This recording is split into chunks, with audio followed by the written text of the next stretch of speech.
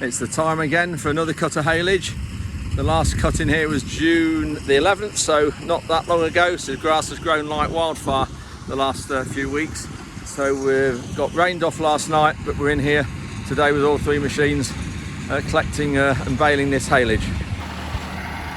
We're raking this up into rows for the baler.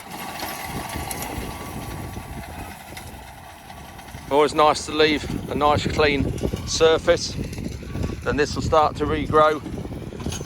You can just see it's already greening up just here, and this will start to regrow, ready for another cut, which we'll have hopefully middle of September, before the autumn/winter sets in.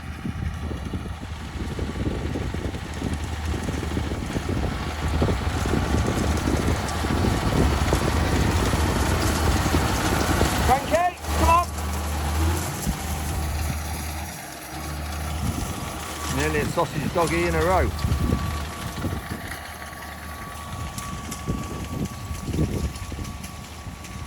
We had rain last night, which hasn't helped things, but we're on it today. There's 30 acres to do altogether. There's talks of rain Saturday, Sunday, Monday, so we need to get this done. And it's actually not going to be too bad a quality. Not going to be as good as it was yesterday because of the rain last night, but it'll still be all right. There's the pickup of the baler, and then it's pushing the bale out the back. There's two in what we call the chamber at the back that are made. There we go. That one that's in there on the baler, it's finished as well. And there's one inside being made that's pushing them out. Just look at a bale that's completed. It's incredible how it knots it inside the bale. There's 4 strings on this bale. You can see here how tight they are. Really tight. Here's the knots. And it's probably one of the most frustrating things about balers is the knotter when it stops working and it has problems with it, which quite often they do. But incredible how the bale, it's so tight, and that knot. And I'll put a video up of the knotting machine. Sorry, of the knotter working inside the bale.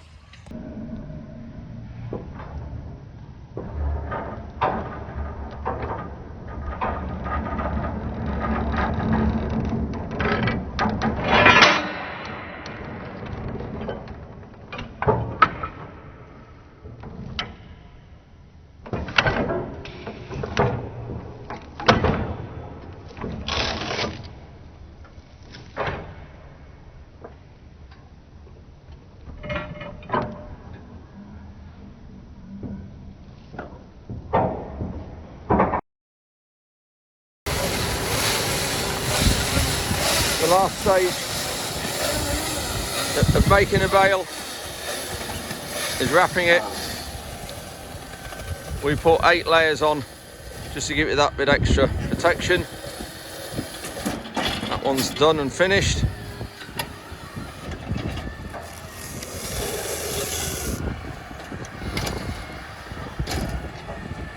And that's lifting it onto the bed. Then starts the process again. Roll of plastic at the front, and that starts to turn.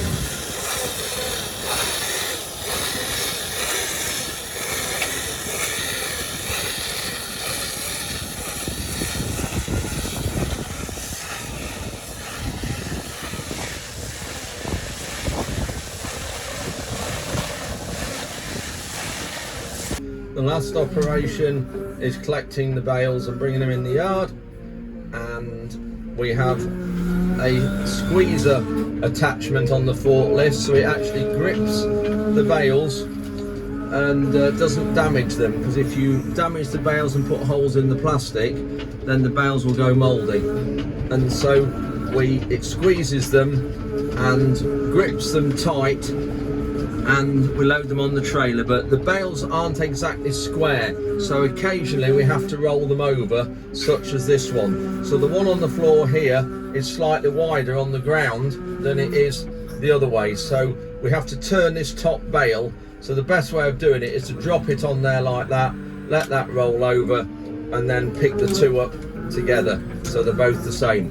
And the other reason they're better this way round is the strings inside the bales aren't on the ground, they're sideways on, so they're just protected that bit better. And so we'll squeeze, lift two up on the with the grab to go onto the trailer.